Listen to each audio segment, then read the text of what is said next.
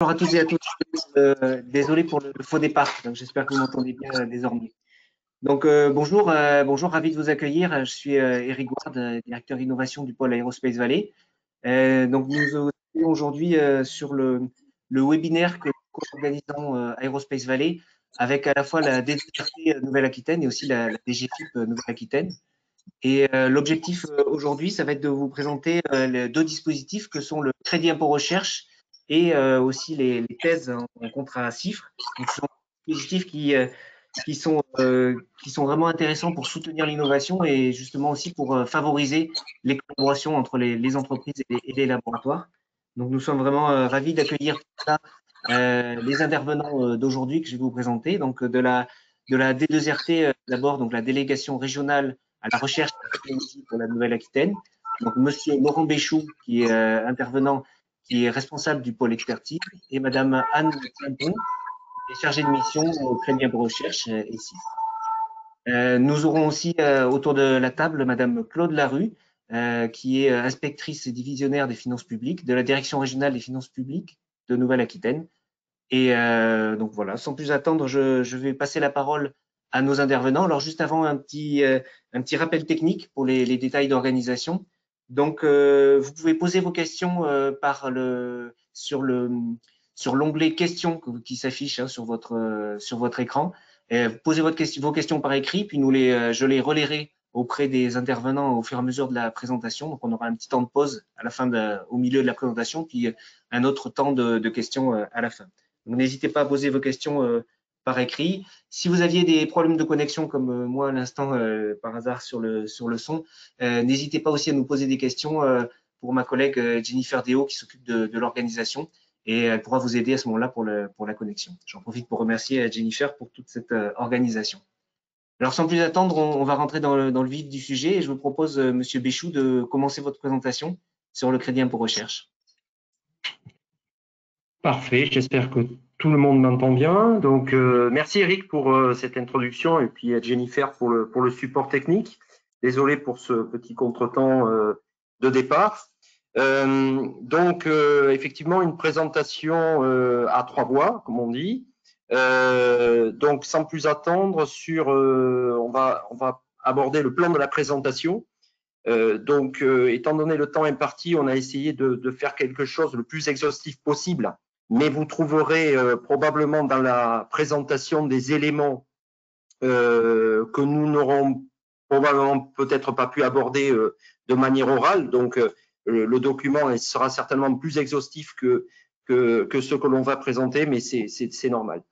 Donc, trois axes principaux sur la présentation. Le premier, il nous est apparu très important peut-être de remettre en lumière et en perspective la distinction innovation, recherche et développement, qui est peut-être pas forcément interprétée de la même façon par tout le monde.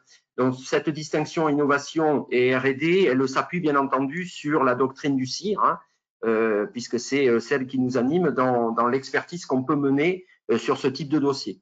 Et puis, on parlera des dispositifs généraux de soutien à l'innovation dans lesquels on trouvera effectivement les dispositifs CIR et CII. Alors, ces acronymes signifient crédit d'impôt en faveur de la recherche et crédit d'impôt en faveur de l'innovation. Et puis, on terminera par une dernière partie adressant le dispositif CIFRE.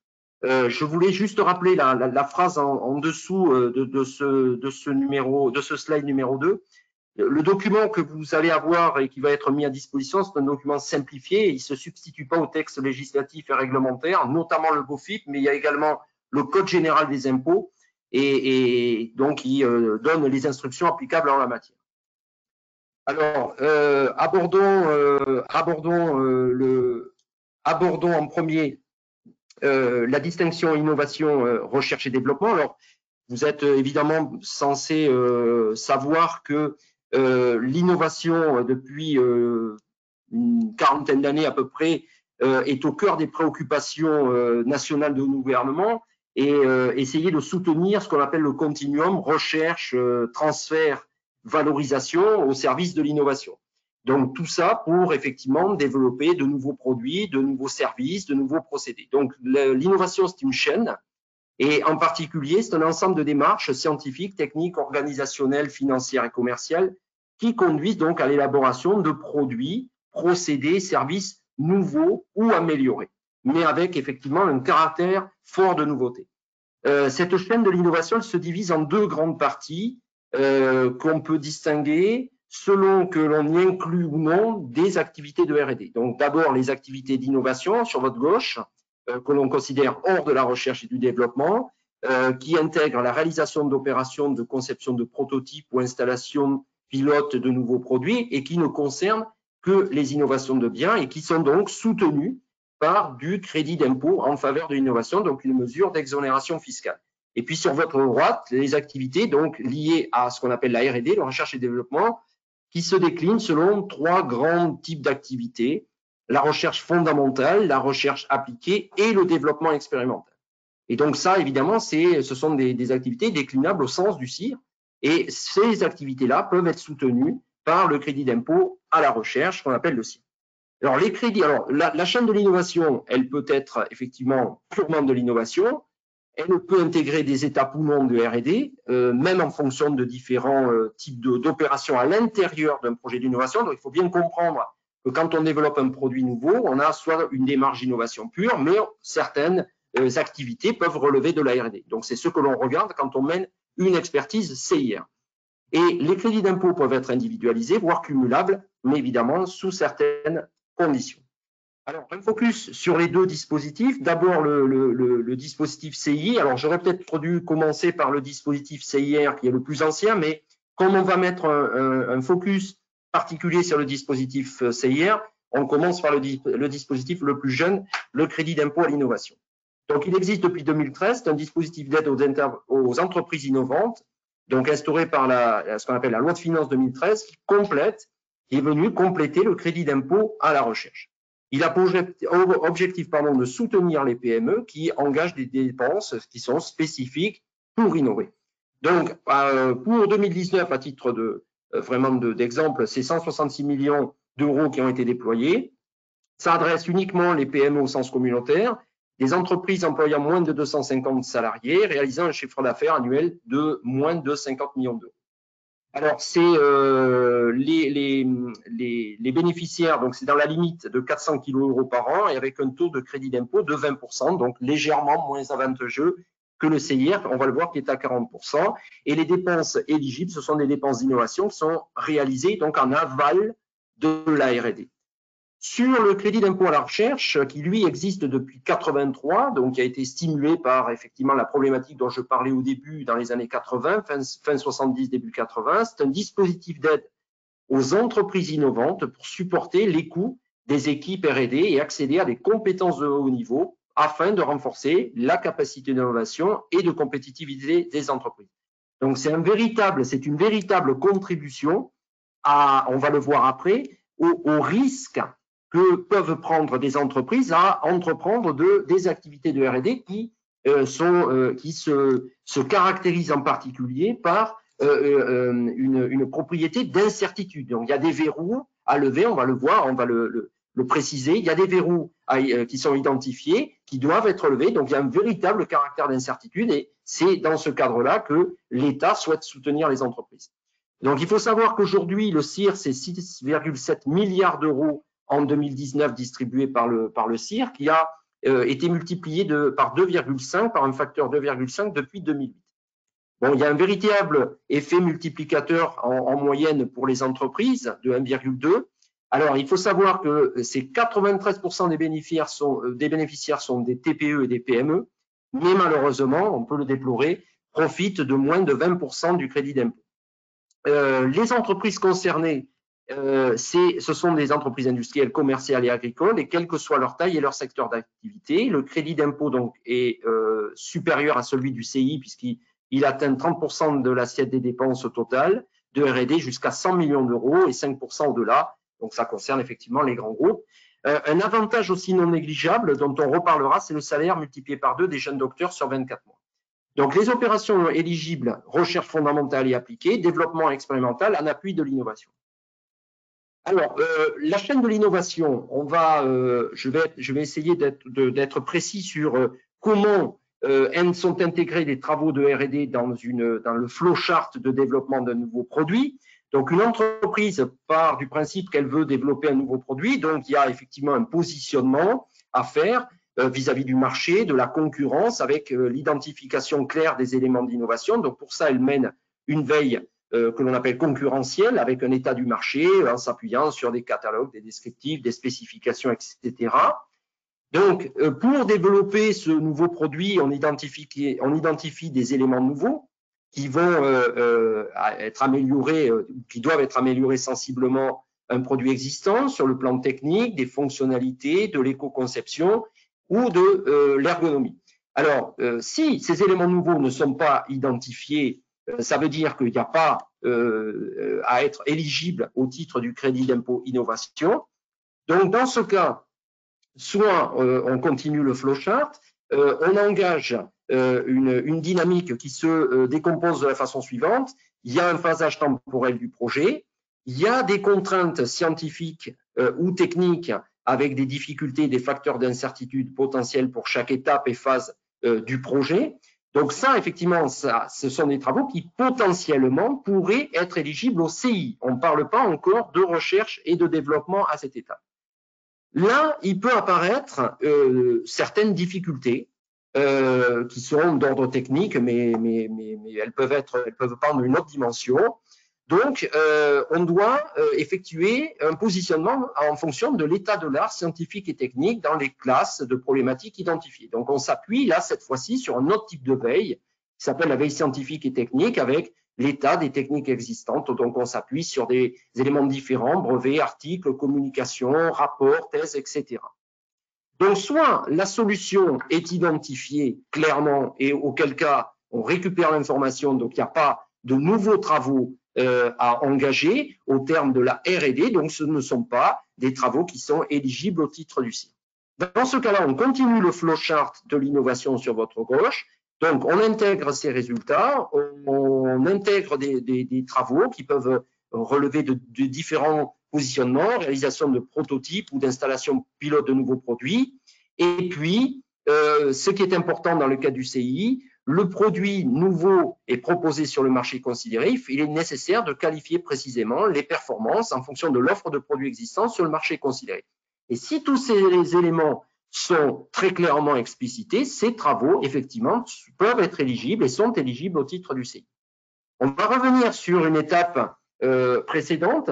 Si effectivement, dans le cadre du phasage du projet, il y a des difficultés qui sont soulevées et que l'état de l'art scientifique et technique qui est mené ne permet pas d'identifier clairement une solution, là, effectivement, on engage une démarche R&D, dite de R&D, avec des travaux de recherche spécifiques, alors qu'ils peuvent être de la modélisation, des simulations, des tests expérimentaux, qui visent à lever des verrous, des incertitudes qui sont clairement mis en évidence au départ du projet, et notamment dans cette phase.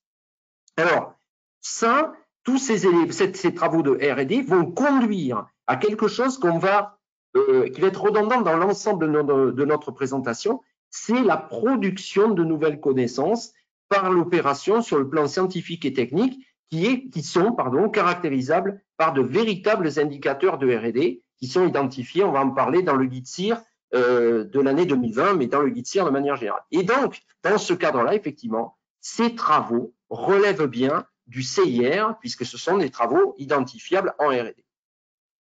Alors, vous avez deux manuels couramment mis en lumière quand on veut caractériser les travaux d'innovation et les travaux de R&D.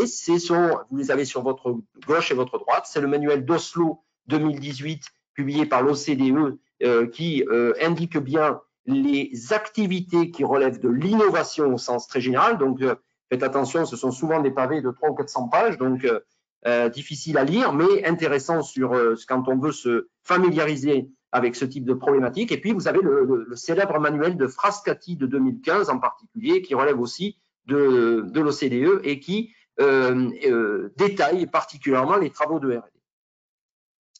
Alors, avant de rentrer plus en détail dans les critères d'éligibilité du CIR, puisque c'est le focus de notre présentation, quelques éléments factuels de projets dits innovants, mais qui n'intègrent pas une démarche de R&D. Alors, on a deux grands exemples qui sont assez usités, qui sont la carte à puce et puis par exemple le vélo en libre service, qui sont d'excellents projets d'innovation, qui relèvent même d'une innovation ingénieuse, mais qui restent, et ce n'est pas péjoratif, des projets d'ingénierie. Donc plutôt de bureaux d'études, c'est-à-dire que c'est les sociétés qui ont développé ce type de produit ont utilisé l'état des connaissances et des technologies existantes sans produire de nouvelles connaissances scientifiques et techniques. Mais à nouveau, ça reste une innovation ingénieuse. Mais quand on prend la carte vitale, le support, la carte, les matériaux étaient connus, les méthodes d'intégration, de packaging étaient identifiées. Quand on regarde la puce, les technologies transistors à l'intérieur étaient depuis longtemps connues. Donc, c'est un savant mélange d'intégration, mais ça ne relève pas d'une démarche de R&D. Alors, en bas, on vous a d'ailleurs proposé des remarques qui ont été faites suite à des contentieux ou que vous trouverez dans le BOFIP, hein, le bulletin officiel des finances publiques. Et je vais en citer une pour pas être trop long, qui est une réponse ministérielle suite à un contentieux en 2009 qui précisait que le CIR ne récompense pas une innovation, aussi ingénieuse soit-elle, mais l'effort de R&D qui est entrepris pour sa réalisation. Alors, maintenant, un projet innovant avec intégration d'une partie R&D, bien, le projet Airbag automobile, par exemple, a fait l'objet, effectivement, d'une démarche de R&D, notamment pour l'airbag frontal, puisque là, il y avait beaucoup d'incertitudes et de verrous scientifiques à lever en termes de capteurs de collision, d'actionneurs, d'algorithmes de calcul d'impact, avec du plurithématique, aussi bien mécanique, électronique, matériaux, fiabilité, etc. Par contre, dans le cadre des airbags latéraux, il n'y a pas eu besoin de produire de la véritable R&D pour produire de la nouvelle connaissance. Il y a eu de l'adaptation. Donc, à nouveau, c'était très innovant, très ingénieux, mais le capital de connaissances existait déjà. Donc, effectivement, le BOFIP le synthétise assez bien. C'est ce qu'on vous met en bas. La conception d'un système qui ne ferait qu'adapter une méthode, des moyens ou des composants préexistants à un cas spécifique ne constitue pas, et ne soulèverait pas de problèmes scientifiques et techniques nouveaux, ne constitue pas en soi une activité de R&D. Donc ça, c'est un point très important également à avoir en tête. Alors, rentrons un petit peu plus en détail dans les activités de R&D. Donc, je vous l'ai dit, qui se déclinent selon trois grands types d'activités: recherche fondamentale, recherche appliquée, développement expérimental. Alors, il y a des critères majeurs qui sont regardés lors d'une expertise d'un dossier CIR qui qualifient une activité de R&D. Donc, vous en avez 5 grands critères. Le critère de nouveauté, créativité, ce sont des travaux qui sont menés sur des objets ou dans des contextes nouveaux et qui apportent de véritables connaissances nouvelles confortées par des indicateurs de R&D. Le critère d'incertitude, pas de garantie de l'exploitabilité démontrée avec un rendement compatible avec les besoins de l'application visée. Donc ça, c'est effectivement un des points forts de la R&D. La systématicité, la reproductibilité, les travaux sont réalisés en suivant une démarche scientifique rigoureuse qui doit évidemment être très clairement décrite. Et puis le dernier critère, c'est la transférabilité. Donc la réussite ou l'échec du développement, j'insiste bien sur l'échec, la capacité de non-résultat, mais ce qui ne veut pas dire une absence de connaissance, génère de la connaissance utile au cas étudié précis, comme à d'autres cas qui sont similaires, régis par les mêmes lois et répondant aux mêmes hypothèses.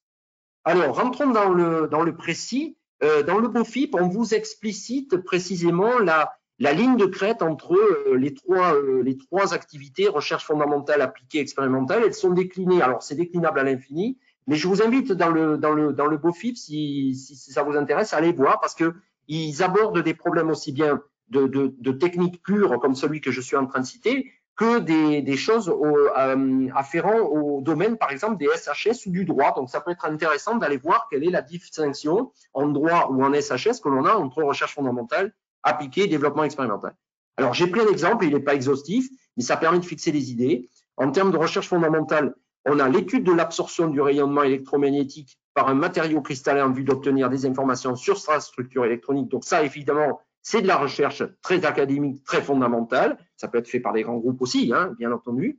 Vous avez, qu'est-ce qui pourrait caractériser dans cette thématique la recherche appliquée? Eh bien, par exemple, l'étude de l'absorption du rayonnement électromagnétique par ce même matériau en faisant varier les conditions expérimentales pour obtenir des propriétés spécifiques de détection. Et qu'est-ce qui peut relever du développement expérimental? Et c'est la mise au point d'un dispositif utilisant ce matériau, donc ce matériau cristallin, pour obtenir de meilleurs détecteurs de rayonnement que ceux existants déjà. dans une gamme spectrale considérée, par exemple. En revanche, les travaux non éligibles au titre du CIR sur une telle thématique, c'est effectuer des mesures de détection avec un détecteur en production sans retour sur la théorie ni sur les modèles. Donc ça, c'est plutôt du développement de produits qui, malheureusement, parfois, est assimilé à du développement expérimental. Donc là, il y a une frontière, effectivement, qu'il faut être capable de mesurer. Alors, les dispositifs financiers de soutien à l'innovation de manière générale. Donc, vous avez un large panel de dispositifs régionaux, nationaux, européens qui se déclinent soit par des subventions et des avances remboursables, des prêts à taux zéro. Donc, évidemment, ça se décline sur l'Europe, l'État, la région, les métropoles, BPI France, et on n'est pas exhaustif. De l'aide à la création d'entreprises et de technologies innovantes, donc via les incubateurs, ce qu'on appelle les concours du MESRI, iLab, iPhD, l'entrepreneuriat étudiant, les bourses French Tech, et puis les mesures d'incitation fiscale qui, là, nous intéressent et que vous avez en rouge, que sont donc le CIR, le CI. Il y a une qualité qui est importante aussi, qu'on aborde dans la présentation. On va voir si on a le temps de l'aborder oralement, mais vous aurez les éléments au milieu de la présentation, qui adresse les jeunes entreprises innovantes et les jeunes entreprises universitaires, donc ce qu'on appelle les JEI et les JEU. Et puis, il y a les conventions CIF. Alors, un focus donc maintenant précis sur le dispositif CIR au travers du type de bénéficiaire de démarche et la démarche déclarative. Donc, les bénéficiaires, ce sont des entreprises industrielles, commerciales et agricoles qui sont soumises à l'IR ou à l'IS, et quel que soit le mode d'exploitation de l'entreprise. Donc, ça peut être des sociétés artisanales, des EURL, des CRL, des SAS, etc. Les associations de loi 1901 qui exercent une activité lucrative. Et en termes de régime déclaratif, donc l'important c'est de renseigner un formulaire qui a un nom particulier, qui est le CERFA 2069 ASD, en année N+1 et qui récapitule les dépenses éligibles réalisées en année N. J'ai mis une petite photo pour illustrer pour ceux qui ne le connaîtraient pas. Et puis, ça vient en déduction de l'impôt à payer ou en remboursement si le solde est crédité. La démarche pour les entreprises, donc, elle suit cette logique. On détermine de manière très claire les projets relevant de la R&D et les phases éligibles. On détermine les dépenses éligibles au titre du CIR en calculant l'assiette du crédit d'impôt, donc toujours à partir de ce formulaire 2069 qui est assez explicite pour ça. Donc, il y a un point très, très important aussi que peut-être oublie un certain nombre d'entreprises, c'est qu'on ne constitue pas un dossier justificatif CIF au dernier moment, et en particulier si on est sollicité par un contrôle. On le fait année par année. Il y a des documents qu'on vous invite à voir sur le site du MESRI. À la fin de la présentation, vous avez les sites web. Allez voir un petit peu le type de documents que vous devez remplir, qui sont assez bien faits, honnêtement, et il faut que ça soit fait au fil de l'eau. Et ne pas attendre 3 ans pour reconstituer les dossiers justificatifs de CIR, parce que là, ça va être compliqué à faire comme tâche. Donc ensuite, il y a compléter la déclaration fiscale, donc il y a ce fameux 2069 ASD. Ça vous donne le calcul du montant du crédit d'impôt, donc qui correspond à 30% de l'assiette totale des dépenses de recherche et de collection. Le crédit d'impôt est imputé sur l'impôt IRIS à payer au titre de l'année N. Il peut y avoir des remboursements immédiats pour des PME au sens communautaire, des JEI, des entreprises nouvelles, des entreprises en difficulté. Et c'est pour ça il y a un formulaire type à remplir qui est le 2573 SD. Alors, tout ça s'appuie sur des pièces justificatives qui sont contrôlées par l'administration fiscale et qui peuvent même solliciter, lors d'un contrôle, une expertise scientifique et technique par un expert nommé par le MESRI sous instruction et gestion de l'AD2RT en accord avec l'administration fiscale. Donc voilà à quoi correspond l'imprimé CERFA. Donc vous avez effectivement l'année à laquelle vous faites la déclaration et puis l'année sur laquelle portent les dépenses engagées. Donc en haut 2020 et puis à droite vous avez 2019 et puis vous avez l'ensemble des dépenses. Alors je vous les ai synthétisées à droite, donc je ne vais pas les lire une par une bien entendu. Donc là vous avez l'ensemble des dépenses qui sont éligibles au titre de la R&D. Donc ça concerne les amortissements, le personnel, le fonctionnement, etc., la veille technologique, et puis auquel il faut enlever les subventions publiques remboursables ou non, en termes évidemment assujettis à être des opérations de R&D, et puis les prestations de conseil pour l'octroi du bénéfice du CIR, donc avec l'utilisation d'un cabinet par exemple. Et donc le CIR correspond à 30% de l'assiette globale. Alors, on a tenu, donc l'idée, c'était pas de décliner l'ensemble des dépenses et de vous donner des indications sur l'ensemble des dépenses, mais c'est de faire un focus sur deux types de dépenses. La première, c'est celles qui sont souvent les plus importantes dans les dossiers CIR, les dépenses de personnel, puisqu'elles représentent en moyenne 50% des dépenses déclarées au titre du CIR. Et le second, c'est les aspects sous-traitance, parce que ça peut prêter à confusion sur la notion exacte de sous-traitance. Donc, il y a, sur les dépenses de personnel, il y a importance à bien déclarer ce poste de dépense et pour chaque opération de recherche. Alors, deux grands volets. D'abord, la justification de la qualification et de l'éligibilité du personnel, c'est-à-dire de bien donner la copie des diplômes, des CV, voire des fiches de poste des personnels qui sont impliqués dans les opérations de R&D. Bien décrire le rôle précis de chaque personnel également. Deux grands types de personnel sont reliés au CIR, ce qu'on appelle la notion de chercheur, donc ingénieur, docteur, doctorant, scientifique, donc ce sont des scientifiques ou des ingénieurs qui travaillent à la création de connaissances sur les produits, des procédés, des méthodes ou des systèmes nouveaux, qui sont titulaires d'un niveau master ou d'un diplôme équivalent au minimum, et qui sont, alors peuvent être aussi assimilés à des ingénieurs, les salariés qui ont acquis une qualification au sein de leur entreprise. Les techniciens de recherche sont des personnels qui travaillent en étroite collaboration avec les chercheurs, donc qui assurent le soutien technique indispensable en préparant des opérations qu'on vous décline ici. Bon, ça peut être préparation de substances, matériaux, appareils, assistance de chercheurs, etc. Sont exclus les personnels que vous avez en rouge en bas du slide, personnel affecté au secrétariat, à la dactylographie, au nettoiement des locaux ou à l'entretien purement matériel des équipements, parce que ces dépenses sont couvertes par le forfait relatif aux dépenses de fonctionnement. La prise en compte des dépenses maintenant, donc les salaires chargés des cotisations sociales obligatoires au prorata de l'affectation de la R&D, donc sont pris en compte à 100% pour les chercheurs et les techniciens de R&D.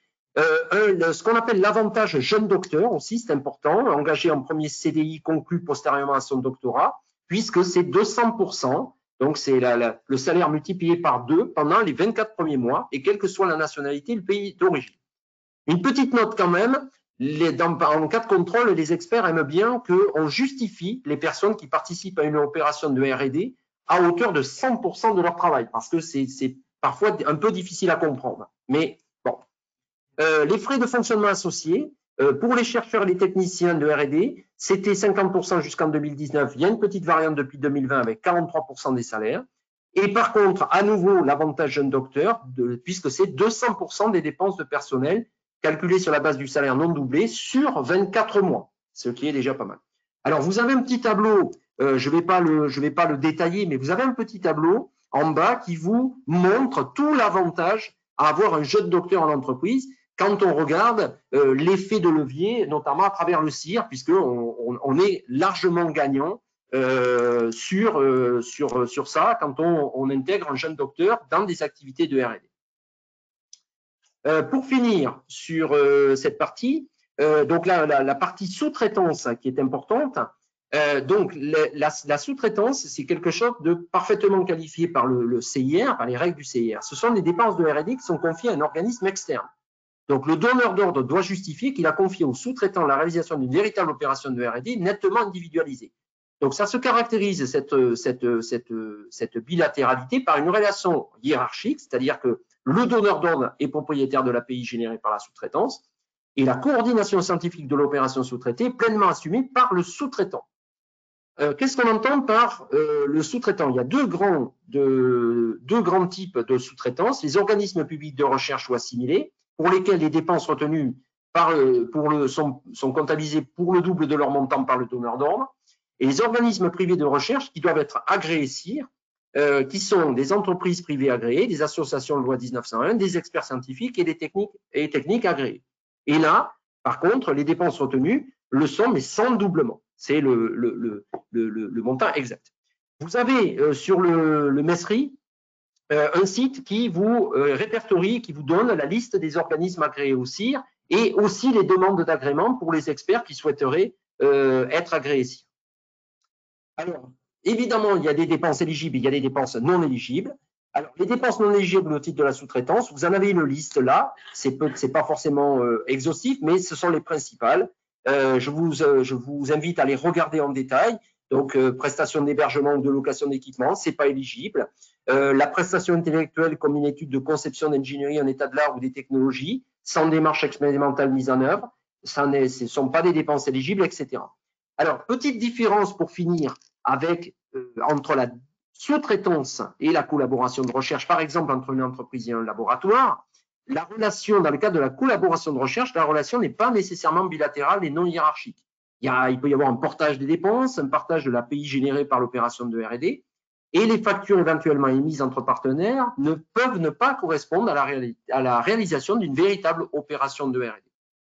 Donc, pour résumer, vis-à-vis du CIR, donc ce qu'il faut retenir, c'est qu'on constitue un dossier justificatif CIR selon le formalisme du MESRI. C'est très, très apprécié par les experts quand il y a un contrôle sur l'éligibilité des dépenses et les activités de R&D pour l'année N.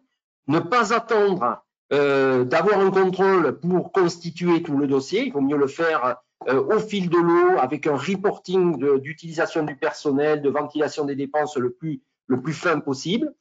Donc ensuite, il y a remplir la déclaration 2069 et éventuellement celle pour la demande d'un remboursement immédiat. Et puis se tenir prêt pour un éventuel contrôle fiscal en capitalisant les justificatifs. Il faut savoir pour finir que la durée d'un contrôle du CIR, c'est à peu près, ça peut être de l'ordre d'une année si le dossier est mal préparé, avec un risque d'aller-retour de compléments d'informations demandés par les experts ou l'expert ou les experts en charge d'instruire le dossier. Donc ça peut être long pour l'entreprise. Je vais passer pour finir la parole à ma collègue Anne Tiempo, qui va aborder un dernier point sur les justificatifs du dossier CIR. Bien, bonjour à tous. Alors, ces quelques erreurs, nous avons répertorié, suite à l'examen de plusieurs dossiers, répertorié un certain nombre d'erreurs qu'il faudrait éviter. Première erreur, c'est négliger l'état de l'art. L'état de l'art est souvent considéré, comme le disait mon collègue tout à l'heure, comme l'état du marché, mais cet état de l'art permet à l'expert d'évaluer le niveau de connaissances scientifiques dans lequel s'inscrit votre projet de R&D. Donc l'expert, lui, va avoir besoin d'un état de l'art fourni et étayé pour appréhender les supports scientifiques qui ont servi de référence au projet. Toutes les références doivent être citées et analysées dans le dossier qui est fourni pour cette expertise. Autre erreur qu'il vaut mieux éviter, c'est délaisser les difficultés rencontrées et les verrous scientifiques.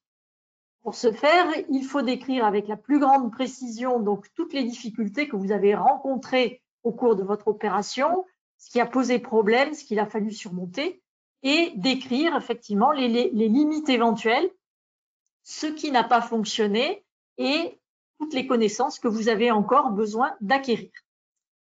Autre erreur, c'est insister davantage sur les objectifs économiques plutôt que scientifiques et techniques. N'oublions pas que le CIR, c'est le crédit d'impôt à la recherche et il est basé sur des activités de recherche et développement. L'enjeu du rapport, donc, ça va être de prouver que votre projet s'inscrit dans une réelle démarche de recherche et développement. Il faut donc éviter des objectifs du type un produit qui va améliorer l'existant pour rendre un produit plus rentable, ou bien une opération qui vous permettra de vous insérer sur un marché de développement d'un processus ou bien d'un produit, ou bien encore augmenter sa part de marché en réduisant les coûts liés à une étape de fabrication. Autre erreur à éviter, c'est d'écrire les phases des travaux que vous avez réalisés sans les relier aux verrous scientifiques. Ce lien entre les travaux réalisés et les verrous permettent à l'expert de statuer sur l'éligibilité de votre projet.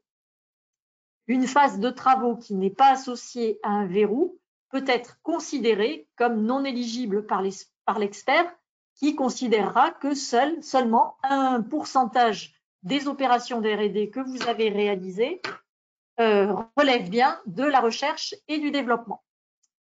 Autre erreur à éviter, c'est ne pas suffisamment détailler les travaux pour justifier les heures déclarées. Alors, en priorité, ce qu'il faut, c'est bien identifier tous les personnels qui ont participé aux étapes de recherche et développement. Et pour chaque personne, définir les heures par projet et par année. Alors, ça peut paraître quelque chose d'un petit peu important, mais c'est quelque chose qui est fondamental.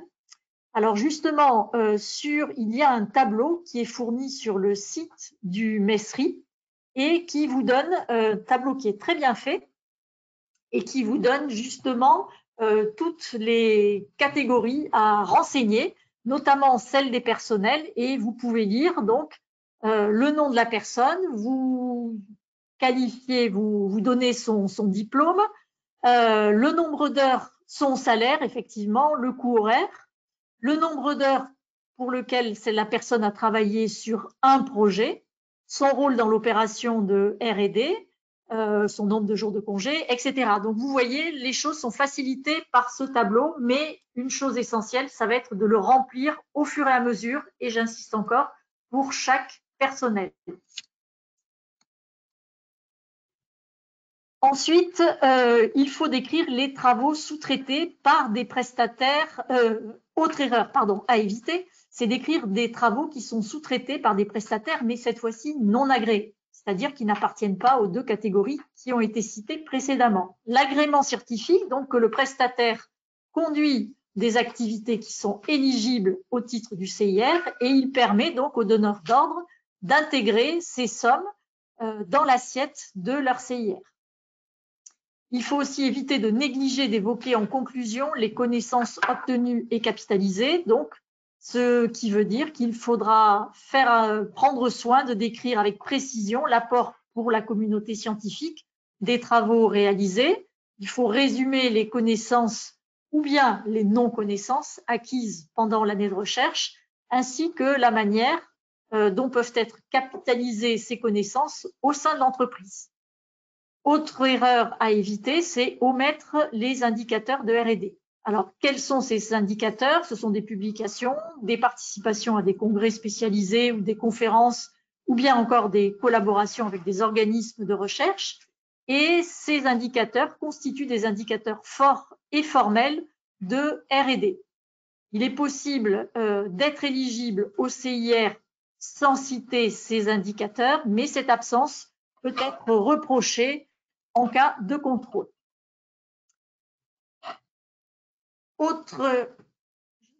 Voilà. Alors, je vais terminer cette partie sur le CIR avec un moyen qui n'est pas toujours utilisé par les entreprises, mais qui peut être très utile, c'est la sécurisation juridique du CIR. Comment se fait-elle? Par rescrit fiscal. Donc, il faut solliciter une demande d'avis préalable à l'administration sur l'éligibilité d'une opération. Si vous avez plusieurs opérations de R&D, il faudra faire, pour N opérations, il faudra faire N demandes de rescrit.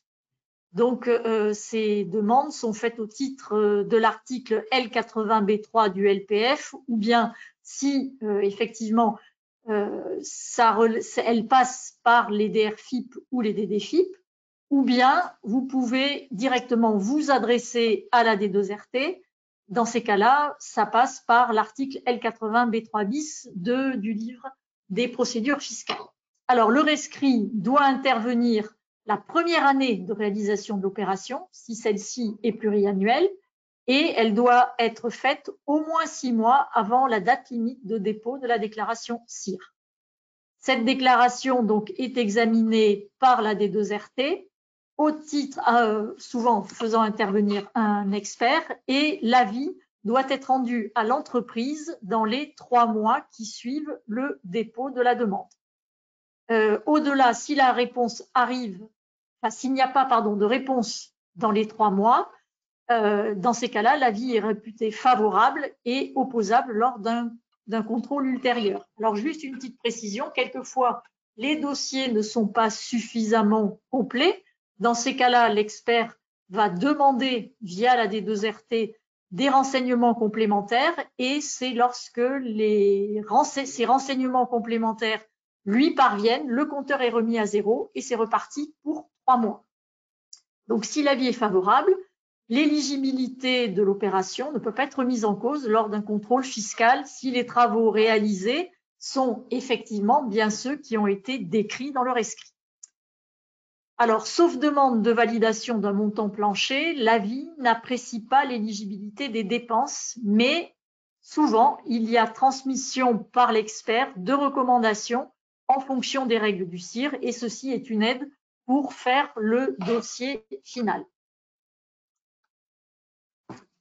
Très bien. Ce qu'on propose maintenant, c'est peut-être de vous laisser la parole pour quelques questions. Oui, tout à fait. Au vu du temps imparti, pardon, on avait quelques éléments complémentaires, mais qu'on n'abordera pas, mais par contre, ils seront sur la présentation, donc ça pourra faire l'objet de questions ultérieures par les personnels, les participants. Pardon. Merci. Très bien, ok. Merci beaucoup pour cette première partie de présentation. Alors, nous avons déjà quatre questions que je vais pouvoir vous relayer. La première, c'est de vous demander combien de temps une entreprise peut-elle bénéficier du crédit impôt recherche?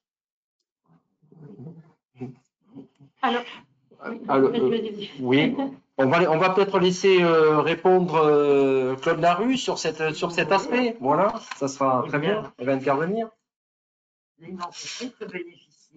Il faut vous approcher du micro. D'accord. Voilà, parce que Là, c'est bon. Voilà, le masque, voilà. oui. Là, et le micro est là. Bonjour à tous. Donc, une entreprise peut bénéficier d'un crédit d'impôt recherche tout le temps quand elle fait des opérations de recherche et de développement. Chaque année, c'est les demandes un crédit d'impôt recherche, c'est calculé sur une année civile. Hein, c'est pas forcément au titre d'un exercice comptable lorsqu'il est à cheval. Voilà. Mais sinon, l'entreprise peut chaque année, si elle fait des opérations de R&D, faire soit une demande de remboursement si elle remplit les conditions, soit imputer son crédit d'impôt recherche sur l'impôt sur les sociétés ou l'impôt sur les revenus, mais c'est plus rare, sur l'impôt société qu'elle doit. Voilà. Très bien, merci. Alors, merci pour cette réponse. Nous avons une deuxième question qui est posée. Y a-t-il une corrélation dans le temps entre le crédit impôt recherche et le crédit impôt innovation? En d'autres termes, peut-on prétendre d'abord au CIR, puis ensuite au C2I? Non, pas particulièrement. En fait, le crédit d'impôt recherche correspond aux opérations de recherche et développement et le crédit d'impôt innovation, le C2I ou CII, correspond à des opérations d'innovation. Enfin, voilà. Oui, d'accord. Il n'y a pas un séquençage particulier, ça dépend de… D'accord. Une même année, une entreprise peut très bien faire une déclaration spécifique en portant des sommes qui correspondent à du crédit d'impôt recherche-développement et d'autres sommes de personnel également, par exemple, en crédit d'impôt innovation, sur la même demande de 2069 ASD. Très bien, ok. Merci. Un même projet peut également comporter des étapes d'innovation et des étapes de recherche. Voilà. Très bien, merci. Alors, une autre question assez précise, hein, qui concerne la déclaration de personnes. Est-ce que la fonction de la personne a une importance? Par exemple, un ingénieur qui aurait une fonction commerciale, mais qui est ponctuellement affecté à un projet de R&D, est-il éligible? Oui, alors oui, à partir du moment où très clairement, c'est ce que on vous montrait sur les tableaux, la répartition, la ventilation du temps passé aux activités R&D dans le contexte d'un projet bien mis en lumière est étayé. Donc voilà.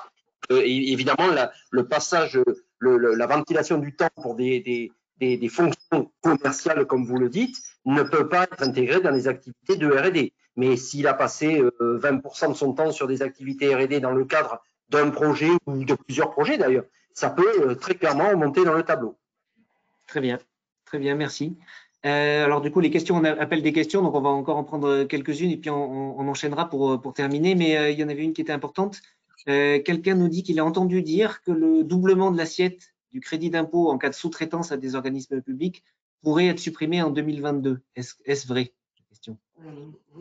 On va laisser répondre à Madame Larue. Bah, oui, c'est vrai. C'est dans le projet de loi de finances pour 2021 même. Ça serait effectif à compter du 1er janvier 2022. D'accord. Donc c'est vrai que, mais c'est en cours de vote devant le Parlement. à l'Assemblée nationale, puisque c'est dans le projet de loi de finances qui est en ce moment examiné à l'Assemblée nationale puis au Sénat.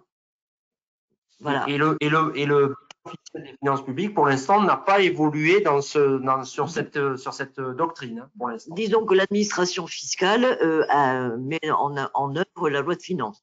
Si cet article est voté dans le cadre de la loi de finances pour 2021, mais avec une application en 2022, eh bien, le BOFIP, comme dit M. Béchou, évoluera. Mais vous savez, l'administration fiscale applique la loi, et notamment la loi de finances telle qu'elle sera votée par le Parlement. Très bien, merci. Alors, je vous propose d'enchaîner sur les 10 dernières minutes qui nous restent sur le deuxième dispositif que vous vouliez évoquer. Et on verra pour les questions par la suite, si on a un peu de temps. Alors, oui, donc on va poursuivre. Je vais laisser ma collègue poursuivre. Avec le dispositif CIFRE. Alors, ces conventions CIFRE sont des conventions industrielles de formation par la recherche et elles sont gérées par l'ANRT, l'Association nationale de la recherche et de la technologie, et ce depuis 1981. Quels sont les objectifs d'une thèse CIFRE? C'est de permettre à un diplômé Bac+5 de réaliser sa thèse en entreprise en menant un programme de R&D en liaison avec une équipe de recherche académique. Ça va permettre également de renforcer les capacités technologiques des entreprises pour créer de la valeur et de l'emploi. Et enfin, c'est une formation pour ce doctorant par la recherche pour pleinement s'approprier la méthodologie d'un travail de recherche, aussi bien en laboratoire qu'en entreprise. Quel est l'intérêt pour l'entreprise? C'est de rester compétitive de par un projet stratégique pour elle, de renouveler sa RH. L'entreprise a accès à des compétences scientifiques et académiques. Ça améliore la visibilité des travaux de R&D de l'entreprise et le soutien financier apporté par la NRT n'est pas négligeable. Alors, dans un premier temps, il va falloir constituer un consortium avec 3 participants, le candidat, l'entreprise et un laboratoire de recherche. Il peut d'ailleurs y avoir 2 laboratoires de recherche, ce sont des cas que nous avons rencontrés. Alors attention, le candidat ne doit pas être déjà inscrit en thèse ou salarié de l'entreprise depuis plus de 9 mois à la date de dépôt de la demande auprès de la NRT. Donc, une fois que ce consortium est constitué, un dossier en ligne est fait de demande de thèse CIFRE auprès de la NRT. Donc, la NRT œuvre pour le compte du ministère de l'Enseignement supérieur, de la Recherche et de l'Innovation. La NRT va confier ce dossier va faire une expertise de ce dossier auprès de 2 personnes, des 2 RT et un expert scientifique du domaine qui est en rapport avec le sujet qui sera traité par le doctorant.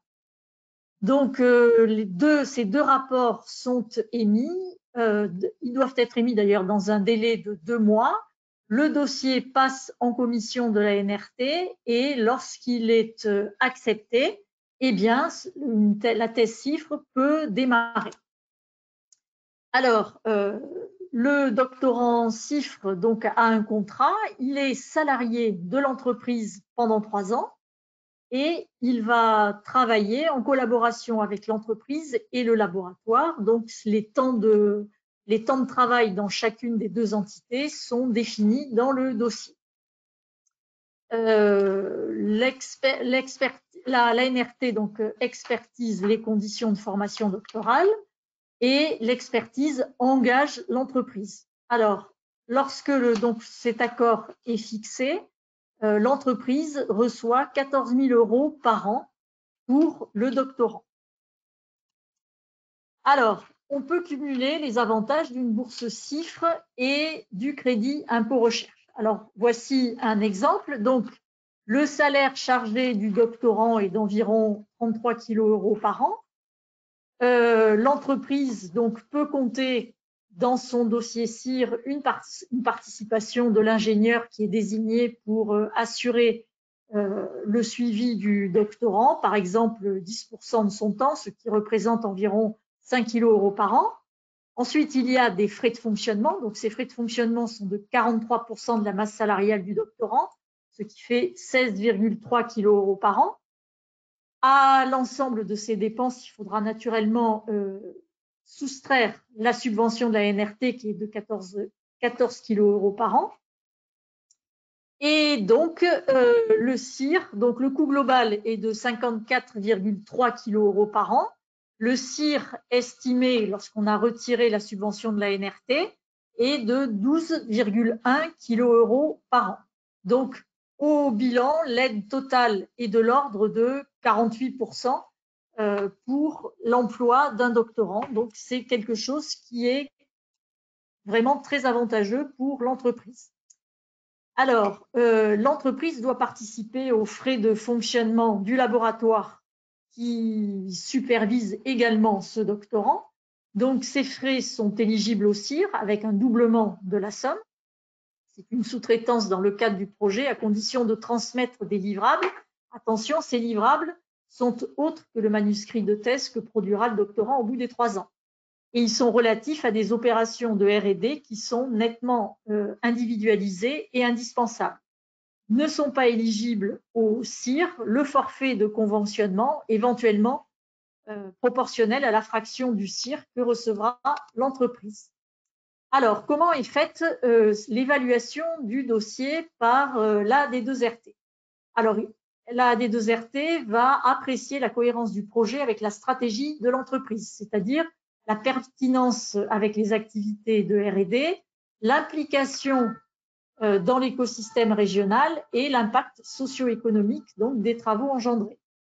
Elle va également apprécier l'organisation de la recherche et du développement dans l'entreprise, sa structuration, les moyens humains et matériels, la capacité de l'entreprise à assurer l'encadrement du projet, c'est-à-dire qu'il faudra qu'au sein de l'entreprise, il y ait une personne qui ait les capacités, de par son expérience et ses diplômes, pour encadrer l'étudiant et le guider au cours de ses travaux.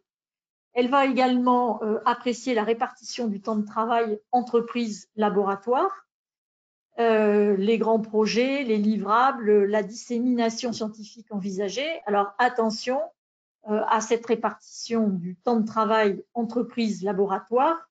L'étudiant ne doit pas être à 90% dans l'entreprise ou 90% dans le laboratoire. Il faut qu'il y ait une répartition équitable entre les deux entités.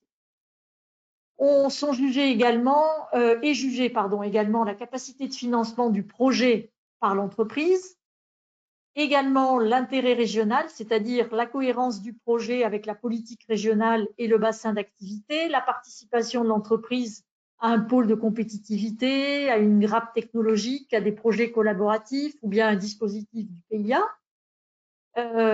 Autres caractères qui sont évalués dans ce dossier, c'est le candidat en lui-même, de par son CV. Est-ce que c'est la première thèse CIFRE qui a été demandée par l'entreprise et l'adéquation des thématiques du laboratoire avec le sujet proposé. Pour finir cette présentation, nous avons résumé des contacts qui peuvent vous être utiles. Alors, contact au niveau du ministère de l'Enseignement supérieur et de la Recherche, le guide CIR, donc, qui est actuellement en vigueur, c'est le guide 2020. Également, le site de l'administration fiscale sur les rescrits CIR, JEI et JEU. La notice pour la déclaration du CIR, le site de la NRT avec la page d'accueil et également l'AD2RT Nouvelle-Aquitaine.